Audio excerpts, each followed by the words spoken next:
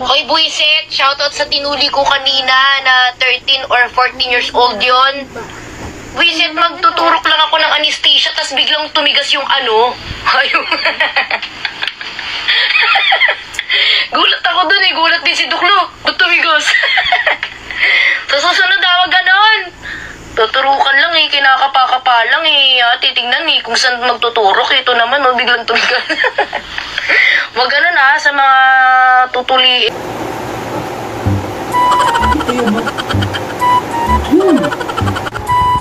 Shout out nga pala sa'yo, ate. Sino may kasalanan doon? Ako ba?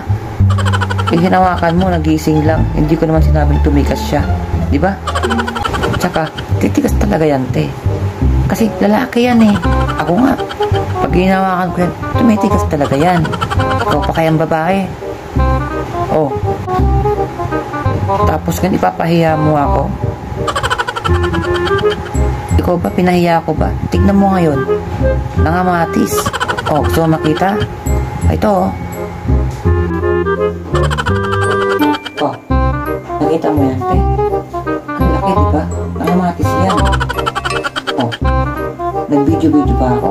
Tignan mo. Oh, oh, ang laki. Ang sakit. Di ba?